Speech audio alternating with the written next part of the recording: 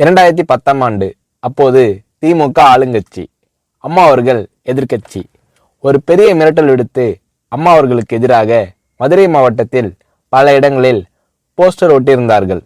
அந்த போஸ்டரில் அம்மா அவர்கள் மதுரைக்கு வந்தால் திரும்பி செல்ல மாட்டார், மதுரைக்கு அம்மா அவர்கள் வரக்கூடாது என்று மதுரை மாவட்டத்தில் பல இடங்களில் அந்த போஸ்டரை ஒட்டி பெரிய மிரட்டல் எல்லாம் கொடுத்தார்கள்.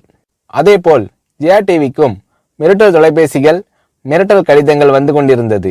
ஜெயா டிவியின் செய்தி பிரிவினர் இந்த மிரட்டல்களை பற்றியெல்லாம் தியாகத்தலைவி சின்னம்மா அவர்களிடம் சொல்லி அம்மா அவர்களின் கவனத்திற்கு கொண்டு சென்றார்கள். அம்மா அவர்கள் துணிச்சல், வீரம், கம்பீரம் இவற்றின் ஒட்டுமொத்த உருவம். அதனால் புரட்சி தலைவி அம்மா அவர்கள், நான் மதுரைக்கு போய் தீருவேன், பொதுக்கூட்டத்தில் பேசியே தீருவேன், எது நடந்தாலும் எதிர்கொள்கிறேன் என்று சொல்கிறார்கள்.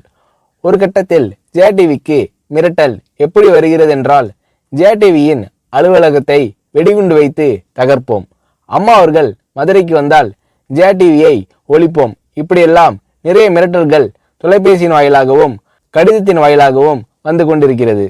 இந்த மிரட்டல்களை எல்லாம் கடந்து அம்மா அவர்கள் மதுரைக்கு சென்று பிரம்மாண்டமான பொதுக்கூட்டத்தில் லட்சக்கணக்கான மக்கள் மத்தியில் எழுச்சி உரையாற்றும் போது, ஒரு எதிர்க்கட்சியின் தலைவி என்ற முறையில் என்னை நீங்கள் மிரட்டுங்கள், ஒரு எதிர்க்கட்சியினை நான் நடத்துகிறேன் என்பதற்காக கழகத்தை மிரட்டுங்கள், ஜெயா டிவியை எதற்காக மிரட்டுகிறீர்கள், ஜெயா டிவியின் அலுவலகத்தை நீங்கள் தகர்ப்பீர்களா, ஜெயா டிவியை நீங்கள் ஒழித்து கட்டிவிடுவீர்களா, பார்க்கலாமா, ஜெயா டிவியை ஒழித்து கட்டிவிட்டால் என்னுடைய அரசியல் குரலை ஒழித்து விடலாம் என்று கனவு காணுகிறீர்களா?